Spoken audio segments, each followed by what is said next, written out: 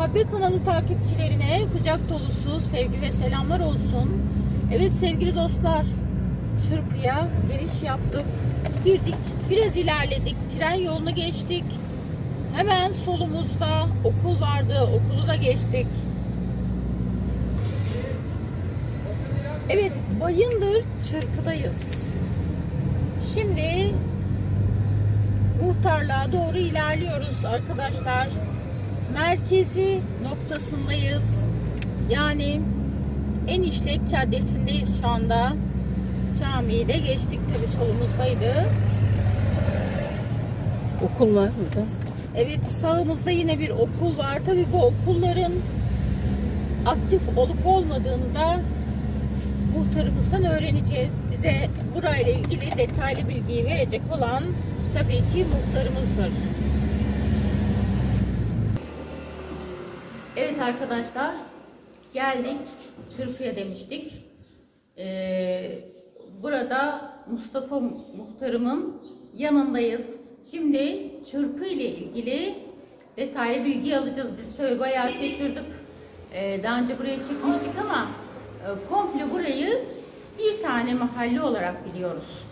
Çırpı mahallesi olarak biliyoruz ama bu çok daha farklı bir durummuş. Evet muhtarım. Öncelikle zamanınızı bize ayırdığınız için çok teşekkür ediyoruz. Evet, mahallemiz nasıl bir konumda? Çok teşekkür ederim. Öncelikle sizlere hoş geldin demek istiyorum. Teşekkür ederim. Şimdi Çırpı daha önce de beldeydi. Burası belediyelikti. Evet. 2009'da çıkan yasaya göre burası nüfusu yetmediğinden dolayı mahalle dönüştü. Ama büyük bir yer olduğu, yaklaşık çok büyük bir alan. 8 bin nüfusu var. 4 mahallede oluşuyor. Mektep Mahallesi, Cami Mahallesi, İbrahim Çavuş Mahallesi, Necati Uzay Mahallesi. Bir de Necati Uzay Mahallesi. Necati Uzay Mahallesi. Evet. Şu anda bizim daha önce de belediye döneminde araç gereçlerimizi, mevcut kamera sistemlerimizi, düzenimizi, neyimiz varsa hepsi belediyenin bütün araç gereçleri hepsi Bayındır Belediyesi'ne devredildi. Ama Bayındır Belediyesi bunu hiçbir zaman idrak edemedi. Örneğin bir köye 140-150 kişilik bir nüfusu, 8 bin kişilik bir nüfusu aynı oranda tutuyorlar. Gereken hizmetleri yeterince görmüyoruz. Bu parti bazında söylemiyor. A partisi de aynı şekilde davranıyor. B partide. Biz genel olarak değerlendiriyoruz. Evet. Bizim amcada muhtarlık gibi biz siyaset güdümüyoruz. Evet. Bizim içimiz A parti, B parti önemli değil. Önemli olan bizleri halka nasıl bir hizmet odaklıyız diyorsunuz. Evet. Dolayısıyla İSSU burada bir çalışma yaptı. Bundan 2 sene önce. Ben o zaman muhtar değildim. Bütün yollarımız, Allah razı olsun, Aziz Kocaoğlu bütün yollarımızı asfaltını yaptı. Çok memnundum. Evet. İSSU çalışma yapınca da bir müteahhit firma bütün yollarımızı allak bullak yaptı. Ciddi derecede bağırıp çağırıyoruz, bir türlü yollarımızı yaptıramıyoruz. Ve beklemekteyiz. Şimdi belediye başkanlarımızı yeni seçeceğiz. 3-4 ay süreç içerisinde. Daha şimdiye kadar böyle elle tutulur herhangi bir hizmetlerini görmedik. Ondan sonra süreç içerisinde nasıl bir şey olur bilmiyorum. Çırpı beldesi şimdi mahalle ve semt olarak geçiyor. Yani Çırpı mahallesi yok aslında. Yok. Çırpı belediyelik değil. Belediyelik Şimdi değil. 4 tane mahalle kaldı. Şu anda Çırpı semti olarak geçiyor. Semt olarak, Semt evet. olarak geçiyor. Dolayısıyla bizim burada tarımsal ön planda, daha önce hayvancılık ön plandaydı. Evet. Her evde 2 tane, 5 tane, 3 tane böyle bir hayvancılık sektörümüz vardı. Herkes iyi kötü geçimini sağlıyordu. Bu hayvancılık tamamen yok edildi. Bu nedense şartları zorlaştırdılar. Yemlerin maddeleri, girdileri çok yüksek olduğundan dolayı bu hayvancılık tamamen terk edildi. Şu anda 11-12 kişi hayvancılık yapıyor. O da evet. 6-7 tane büyük işletme var. 3-4 tane de büyük küçük çapta bu işi yapıyor. Bu sefer millet şeye yöneldi. Tarımsala yöneldi. Domatestir, karpuzdur, mısırdır. Yani her şey yetişiyor burada. Arazilerimiz var, sınırlarımız Arazimiz var. içerisinde. Şimdi buna da üretici para kazanmadığından dolayı burada her sene ikinci, üçüncü, dördüncü ürüne kadar ürün ekmekte. Birinci üründe zarar ediyor, ikinci ürüne geliyor. Bu şekilde üreticinin bir türlü nedense yüzü görmüyor. Çünkü genel anlamda bütün üretici şimdi ithalatı çok önem verdiği için hükümetimiz üreticiye zarar etme ve küçülüyor. Çoğu da üretmekte vazgeçiyor. Büyük şehirlere yerleşmeye çalışıyor. Bizim şimdi en büyük sıkıntımız, onu defalarca daha önce de Süt Üreticiler Birlik Başkanlığı yaptım. Hep dile getiriyor. Şu anda Ziraat Oda Başkanı, Ziraat Odası'nda meclis üyesiyim. Bu projeleri dile getiriyoruz. Avrupa bundan 50 sene önce yağmur suyu hasatı yapıyordu. Üreticilere destek veriyordu. Bizim burada küçük üreticiler, tabii maliyeti çok yüksek olduğu için yeraltı suları çekiyor artezyenler. Evet, evet. 10 metre, Gel buraya. Evet. 10 metre, 12 metrede burada suları alıyoruz. Ve göçlü sularımız vardı, yerler sulaktı. Süreç içerisinde özellikle bu darı, mısır, sılacı, üretici ektikten sonra suyu şu anda 150 metre civarı yer altında çekmekteyiz. Ve sular koruduk. Şu anda üreticinin ürünleri hepsi öldü. Evet, yanıyor. bunu Tire'de de rastladık. Tire Sulama Kooperatifi şu anda kuyulardan bir tanesini 2 yıldır açma mücadelesi veriyor. Dediğiniz gibi kuyu suyu kullanmak mecburiyetinde kalıyor. Kuyu suyu da şu anda bitti. Evet. Üretici ürünlerini sulayamıyor. İkincisi TEDAŞ'la ciddi derecede Gediz'le ciddi derecede sorun yaşıyor. Elektrik sürekli kesiliyor. Üretici ürünü sulayamıyor. Sulamadığı zaman da bu sıcaklarda o ürünü yiyor. Bölgemizde ciddi derecede şu anda benim oturduğum mahallede patates ekimi bu sene çok oldu. Şu anda milletin patatesleri hepsi tarlada kaldı. Patates çok mu su çekiyor? Su çekiyor, sudan değil, yeraltı sularımızı bitirdik.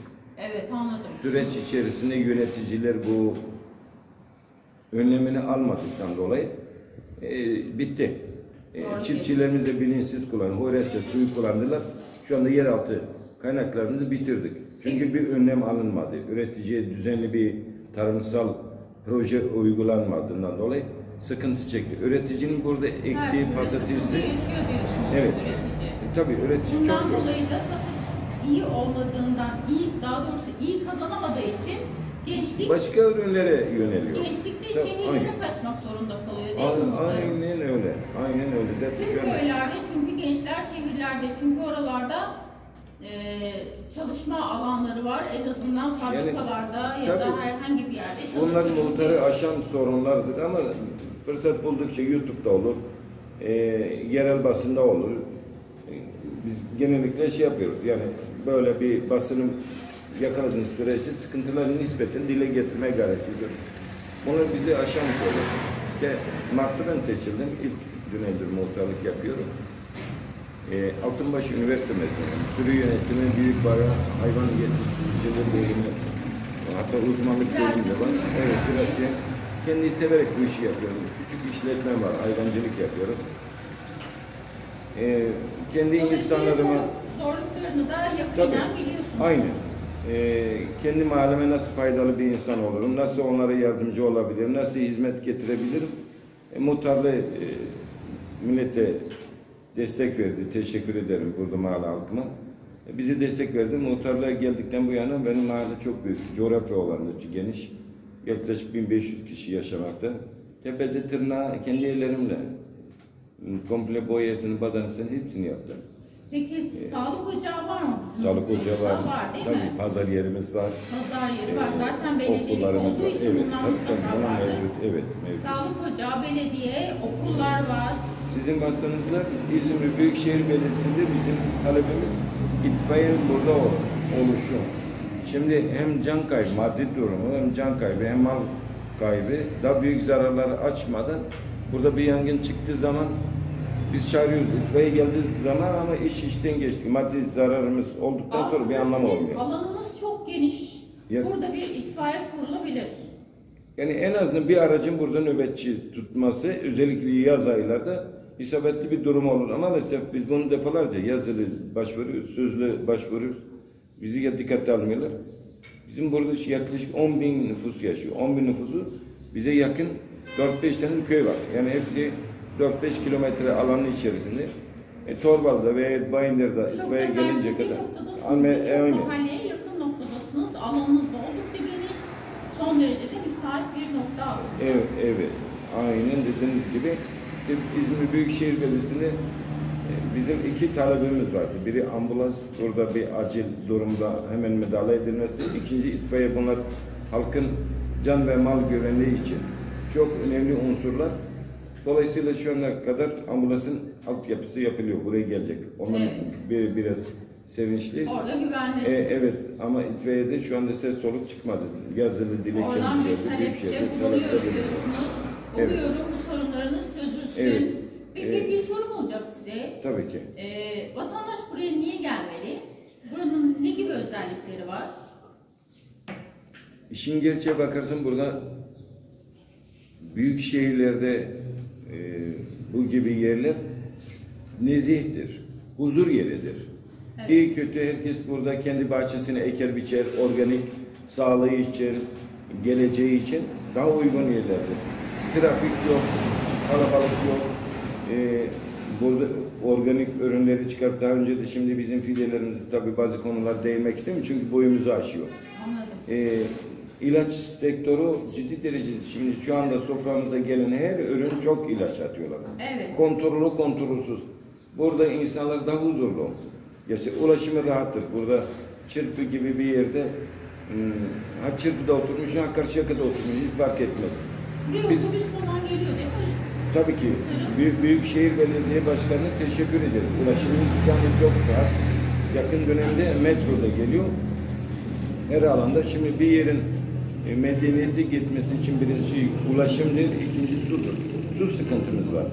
Su sıkıntısı da büyük bir ihtimal yetkililer buna önlemini alacaktır.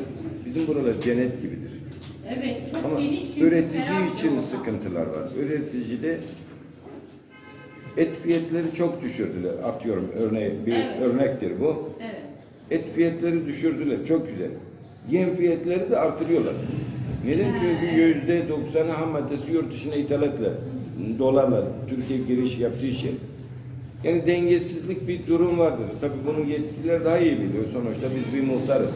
Evet. Yani dilimiz döndükçe sorunlarını dile getirir. Ama öbür alan bakımda yani buraların, bu köylere, bu coğrafyada oturmak için gerçekten çok mükemmel yerlerimizdir. Çok mükemmel İnsanlar gelmeli odaklı, diyoruz. birbirine saygı var, sevgi var, herkes birbirini tanıyor. Burada şartlarımız çok güzel, yardımlaşma var, dayanışma var. Cenazede olur, düğünde olur, herkes iyiliyor. Yani insan yalnız kalmıyor. Ama büyük şehirlerde, metropollerde bu gibi şeyler tabii mümkün değil. Metropolitan yerlerde. Ve buranın halkı hangi yöreye ait? Yani mesela bazı bölgelerde diyor ki işte Yörük, işte Bizim burada tam bir mozaik. Mozaik. Süreç içerisinde buranın genellikle buranın daha önceki oturanlar Yörük. Daha sonra da Yugoslavya'da gelen göçmenlerimiz var. Doğu Anadolu'da az var. Güneydoğu tarafında çok gelenlerimiz var. Kozmopolit bir yer. Aynı bir yer. Çok fazla insan. Ama süreç içerisinde kaynaşmışlar, kız vermişti. Şimdi tek ayrı bir cenaze olduğu zaman, bir düğün olduğu zaman zaten iki unsurlu önemli bizim için değerlerimize değer katan İnsani evet, tabii, birbirine tabii. çok bağlılar, birbirini çok seviyorlar. Bu da insanlara mutluluk veriyor. Bence de tabii ki söylediğinize katılıyorum. İnsanların yöreyi bilmeden, o şekilde birbirini ayırmadan insan bazında birleşmeleri çok güzel bir duygu. Buna her zaman katılmışımdır ki talebimiz de her zaman da bu yöndedir. Ancak izleyici şeyi merak ediyor. Bu yörede hangi halk genelde yaşıyor? Evet. Evet. İşte bizim bu gibi yerlerde oturan metropollerde farkımız o.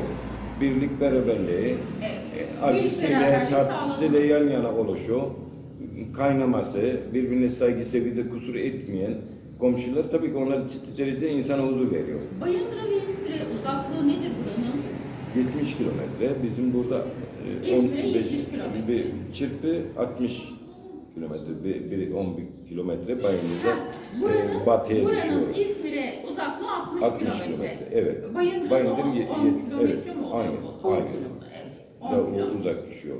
Evet. Ama birçok yere de yakın burası diye düşünüyorum. Bizim burada merkezi yer. Merkeze. Kuşadası'na 30 kilometre, Tire'ye 20 kilometre, Torbalı'ya 10 kilometre, Bayındır'a 10 kilometre. Böyle konumu çok güzel bir yer. Çok Ulaşım, orta nokta, evet. ulaşım sıkıntısı olmayan bir yer. Gece 12'ye kadar ulaşımın olduğunu. Hangi otobüsler geliyor buraya? Es- Kaç es- numaralar? Numaralar. Bilmiyorsunuz. Tam Ha bilmiyorum. neyse sonuçta Torbalı'dan mı geliyor? Torbalı'ya kadar metronun yanına kadar gidiyor. Metroda İzmir'de gelen yolcuları alıp tekrar buraya kadar, Bayındır'a kadar götürüyor.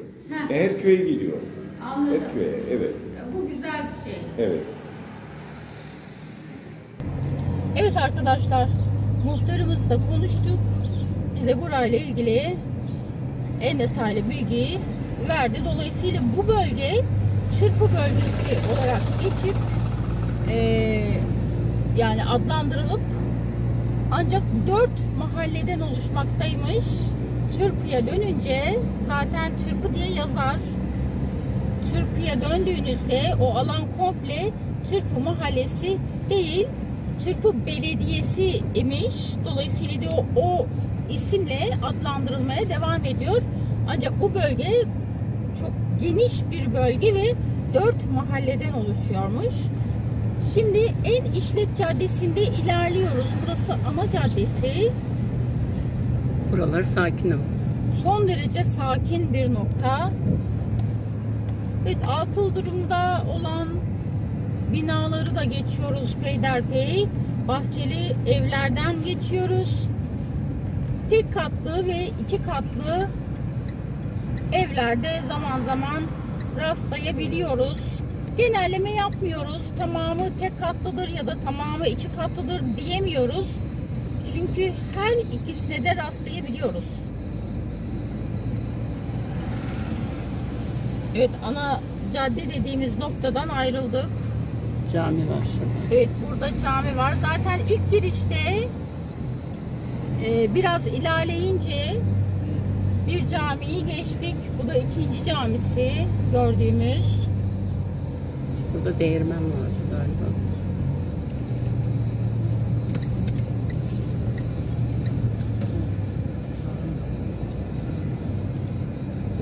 Yalnız evlerin tamamı neredeyse bahçeli. Bahçeli, evet. Düz alan arkadaşlar, öyle ufacık yokuşu olabilir. Çok anlamlı değil.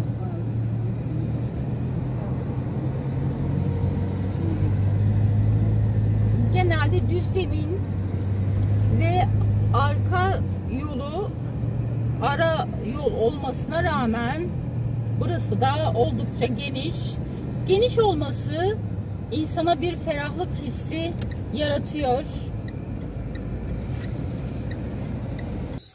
Evet arkadaşlar, dediğim gibi ara yolları dahi oldukça geniş. Bu da insana bir rahatlık, bir ferahlık getiriyor. Ve muhtarım, şu duvarları siz mi boyadınız? Evet. Bütün duvarları arkadaşlar, Evet, hepsini boyadık. bütün duvarları beyaza boyamışlar. Tabi arada böyle vatandaşın kendi ev konumuna uygun boyadığı noktalar hariç. Boyanmayanları da muhtarım kendi imkanlarınızla mı yaptınız? Aynen. Kendi imkanlarıyla böyle, Bütün mahallemi yaptık. evet, tüm mahalleyi duvarlarını beyaza boyatmış. Bu da hakikaten oldukça büyük bir güzellik katıyor. Gördüğünüz gibi bütün duvarlar beyaz.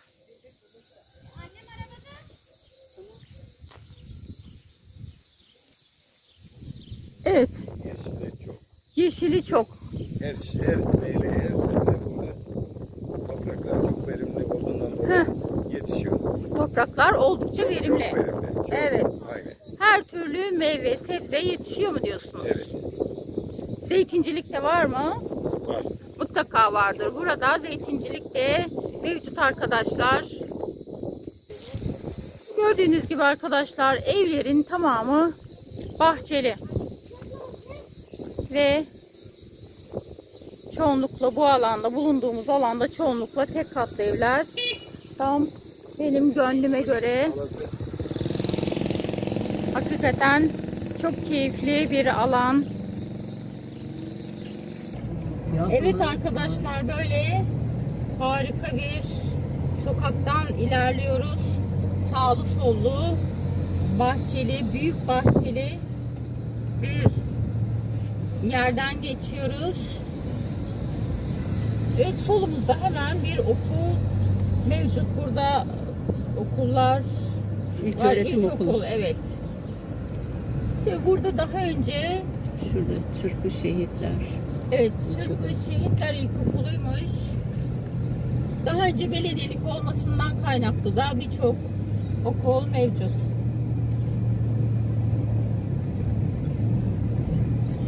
Son derece keyifli bir alan. Çok fazla dar sokakları yok arkadaşlar.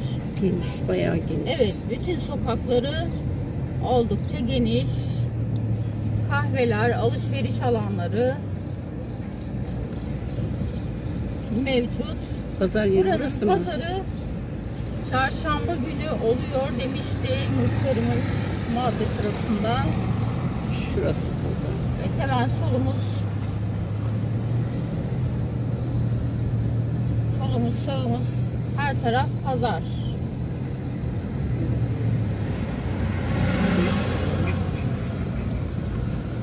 Evet arkadaşlar, dedim pazardayız. Pazar yerine geldik. Evet. Sağlı sollu pazar. Evet. Şuradan Çırpı pazar çarşamba günleri kuruluyor.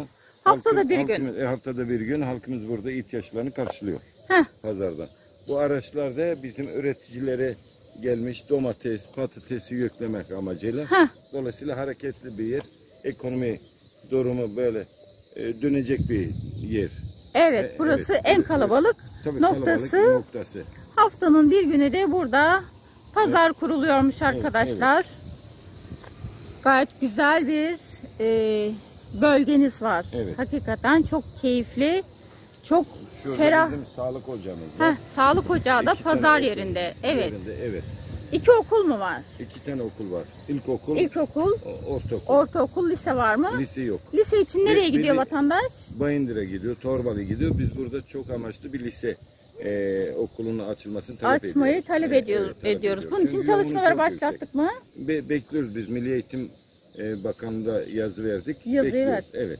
Olacaktır, çünkü gerçekten burası İhtiyaç var. konum olarak da müsait buna. Kesinlikle.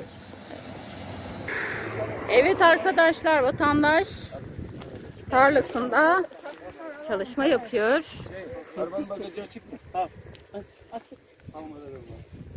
Evet arkadaşlar, karpuz tarlasına geldik. Evet, bostan deniliyor herhalde. Buranın tamamı karpuz tarlası mıdır muhtarım? Yoksa aralarda mı? Buranın tamamı karpuz tarlası mıdır? Karpuz, evet. Ha, tamam. Hayırlı işler. Sağ ol, teşekkür ederiz. Hoş geldiniz, bereketli geldiniz. Bereketli olsun Sağ ol, inşallah. Bol kazançlarınız Amin, olsun. amin, herkese, Hakikaten zorlu şartlarda çalışıyorsunuz. Nasıl Yapacak bir şey kazanç? yok. Kazanç nasıl? Getirisi var mı? herkes birincisini aldı, biz arkasını aldık. Verdik 3 lira para, 5 lira para aldık arkasını. Ne yapalım? Allah bol kazanç versin. Kendiniz Kendimiz çalışıyorsunuz. çalışıyoruz artık, ne yapacağız? Ortalık o biçim oldu artık. Başka ekim yapıyor muyuz? Sadece bunu mu yapıyoruz? Karpuz, domat, biber, ne istiyorsan. Her türlü yetişiyor burada diyoruz. Evet. Karpuzumuz Evet. güzel maşallah. 10 numara. Muhtarımız da burada. Evet. Bol satışlarınız olsun. Muhtarınızdan amin. memnunsunuz. Allah razı olsun. Değil mi? 10 numara. Muhtarı 10 numara. Muhtarından memnun. Evet, harika bir muhtar diyoruz değil mi? Başkan muhtarımız var. Başkan yapacaktık bunu ama Ha. olmadı. O da olur. Başkan yapacaktık olmadı ama. Adım adım. Mahallemize hizmet yapıyor. Allah razı olsun ondan. Adım adım daha sonra da başkan olur. Ne olacak? İnşallah inşallah. Evet. Ağlıyorlar bak. Herkes ekmek peşinde. Bak. Tabii gerçekten öyle. Şu an hakikaten çok sıcak. Bu sıcak ortamda vatandaş böyle bir mücadele veriyor. Bu ikinci toplama. Anladım. Tamam. O toplamış çıkmış. Bunlar başak yapıyorlar. Heh, Mal sahibi toplayıp çıktıktan sonra bunlar kalanı böyle arkadaşlar ona başak deniliyor ona. Ha. Başak yapılıyor. anladım. Söyledi. İkinci toplayışımız değil de ben tamamını kendisi topladı sandım. Ben Hayır, çok bunlar anlamıyorum. Bunlar geriye kalanını kiralıyorlar. Mal sahibinden İkinci alıyorlar. el. İkinci. Buradan Geriye da kalanı- satarak kazanıyorlar mı? Bunlar da bunu satıyor. Ona da sonra Anladım, yani pardon yanlış söyledim. İkinci el diyorum. İkinci toplama oluyor. Aynen. toplama, aynı. He, Anladım. el arabalı. Evet. Peki. Evet, harika bir görüntü var. Yiyenlere afiyet şifa olsun. Hakikaten bu işi yapanlara da bol kazanç diliyorum. Zorlu bir süreç. Gerçekten emekli oluyor. Şu an 5 dakika oldu anca bizim buraya geldiğimiz. Vatandaş bu sıcakta büyük güçlükle mücadele veriyor. Umuyoruz ki çok kazançları olsun. Ben küçükten hatırlıyorum. Bizim de vardı. Evet.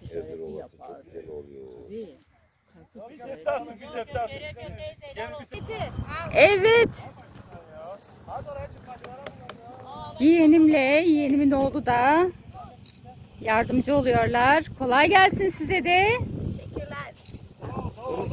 Ve geldik domates tarlasına arkadaşlar. Henüz çoğu gök durumda. Yani henüz tam kızarmamış. 10 gün sonra gerçek anlamda olacakmış. Ben şöyle bir iki tane kırmızı göstereceğim size. Evet, şöyle kızarmışlar var birkaç tane. Ama demek ki tam toplanma durumunda olmadığı için henüz toplanma yok. Çoğu mavi çünkü daha gök domates yani. Evet. Çok aşağılarda birkaç tane kırmızı görüyoruz. Onlar da demek ki toplanma durumunda değil. Şöyle az önce bir iki tane gösterdim. Şöyle göstereyim şuralarda. Evet. Ciddi anlamda hasat yapılması için çoğunun kızarmış olması gerekiyor. Değil mi muhtarım? Bakalım. Evet. Şöyle var birkaç tane.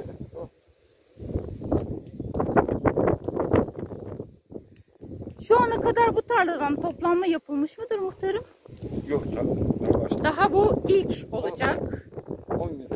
10 gün sonra domatesler toplanmaya başlayacak. Dolayısıyla bu bölgede muhtarımın da söylediği gibi pek çok ürün yetiştirmek mümkün. Çünkü toprakları oldukça verimliymiş. Doğru mudur muhtarım?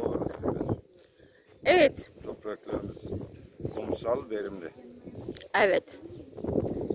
Domatesler bunlar nasıl, lezzetli mi? Çok lezzetli. Harika. Genellikle Evet. salçalık. Sofralık daha büyüyor. Ona salçalık olduğu için lezzeti gayet yüksek. Evet.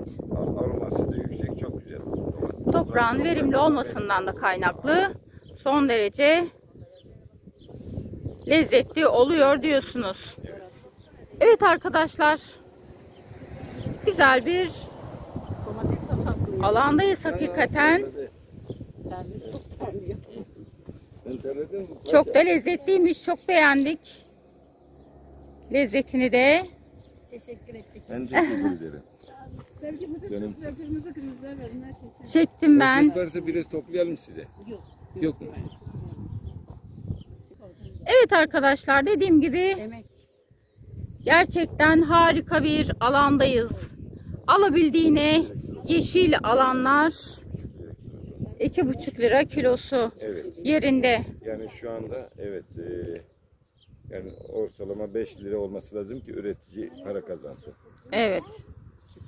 Ama pazarlarda fiyat çok daha farklı tabii ki. Pazarlarda 20 TL. Evet. Alanlar gördüğünüz gibi. Ve evet arkadaşlar, muhtarım diyor ki Alt tarafı buradan var, mısır. buradan 2,5'a veriyoruz değil mi? Fabrikaya evet. Fabrikaya 2,5'a veriyoruz ama biz pazarda en düşük 20'ye mi alıyoruz? 20. Onlar bundan değil ama. Ha, onlar farklı. Anladım. Bunlar uzun mu? Evet arkadaşlar. Böyle. Evet arkadaşlar, Çırpı'ya geldiğinizde, burada acıktığınızda çok güzel bir yerde yemek yedik. Benzinliği geçiyorsunuz arkadaşlar. Jandarmayı geçiyorsunuz. Benzinliği de geçiyorsunuz. Az ileride hemen sol kolda neymiş? Özgür'ün yeri diye bir yer. Muhtarım, burası çok mu güzel yer diye bizi getirdiniz. Biz çok beğendik. Semtimizin en hijyen Heh. ve lezzetli yemekleri. Böyle dışarıda misafirlerimiz geldiği zaman halkımız bütün yoğunluğumuz bu lokantaya ait. Çok temiz ve ustamız çok eli lezzetli, düzgün. Gönül rahatlığıyla, Aynen. gönül rahatlığıyla gelebilirler. Kesinlikle nezih temiz bir yerdir. Çok teşekkür ederim. Biz teşekkür ederiz. Evet, biz geldik ve yedik. Hayırlı işler, kolay Sağ olun, gelsin. teşekkür ederiz. Afiyet olsun, ayağınıza sağlık. Çok efendim. teşekkür ederiz. Biz teşekkür ederiz. Nelerimiz var? Gene bekleriz. Çok teşekkür ederiz. Sağ olun efendim. Ne yemeklerimiz var? Sayar mıyız? Efendim nohut yemeği, tavuk but, güveç, kavurma, Evet. kızartma, pirinç pilavı, bulgur pilavı. Hepsi mevcut. Bu şöyle kavurma efendim. Evet. Bu güveç, Evet. fırında tavuk but, nohut yemeği, kızartma, bulgur pilavı, pirinç pilavı efendim. Bu Evet. yarın daha değişik bir şey yani. Her gün değişik bir şey. Ve biz çok memnun kaldık arkadaşlar. Geldiğinizde gönül rahatlığıyla yiyebilirsiniz. Evet, her zaman, her Güler yüzlü, güzel bir hizmeti. Çok teşekkür Ayağınıza ediyoruz. sağlık, sağ olun. Güle güle. Bol kazançlı günler Sağ diliyoruz. olun. Gene bekleriz. Gene Sağ olun. bekleriz.